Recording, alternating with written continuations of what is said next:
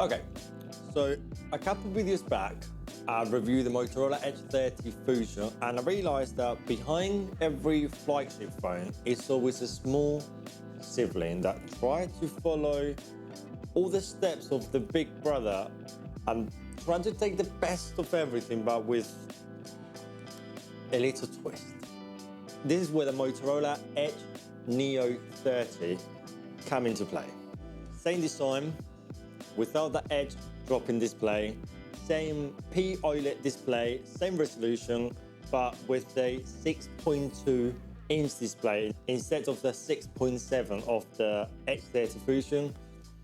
And yes, maybe it hasn't got a 144 Hz display like the big brother, the Fusion, but the Neo here got 120 Hz display that is still pretty good for gaming and for multitasking. And everything that you've been cutting before in size of the screen and the hertz, the resolutions of the screen, we're gaining it in a not only a fingerprint sensor, but a face and lock sensor. Other cuts, well, it's powered with a Snapdragon 695 5G, 8GB of RAM and 128GB not expandable storage. And in the difference of the Fusion, this is the only model available, 8GB of RAM, 128 of storage. But you got it in many colors. So you got it in black onyx, ice palace, aqua foam, and this berry perry purple Pantone color. And as I mentioned in the Edge 30 Fusion video, and if you haven't seen that video, just please refer to that video first and then just come back here. The biggest feature of that phone was a 50 megapixel camera. Guess what? This one, let's say the smaller brother, got a 64 megapixel main camera. Okay, I'll give you that one. Only capable of 4K and not 8K, with only a maximum of 120 frames per second and not the ridiculous 950 frames per second that the Edge 30 Fusion was offering. It does have the same 30 megapixel ultra wide with macro vision, and this one also helped with the depth sensitive for portrait mode. And at the front, it's using exactly the same 32 megapixel in the same hole punch with all the same features. And I still got all the same issues as I mentioned in the Fusion video.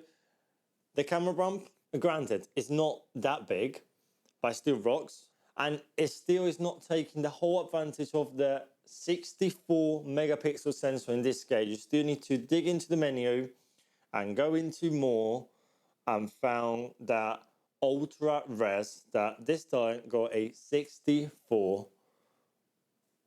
on the number. Why? And yeah, still the same 5G capability, but with this time with a smaller battery going from 4400 milliamp hour battery down to 4000 milliamp hour battery, but we are gaining a 5-watt wireless charging and still maintaining the 68 watts turbo power through the USB Type-C.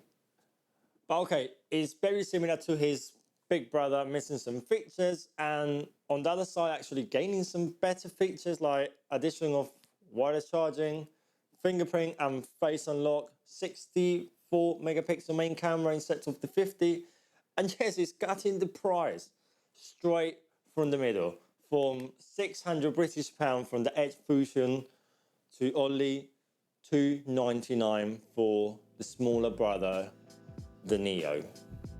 So I think that I may return my Fusion and keep the Neo. What do you think? But thanks for watching, guys. I'm CheCo Tech. If you really didn't know what I was talking about, up here you would have found my Motorola Edge 30 Fusion review. And down here, you may find a laptop. You never know. Don't forget to subscribe. Don't forget to comment down below. Don't forget to hit the thumbs button. Thanks for watching, guys. See you in the next one. Adios.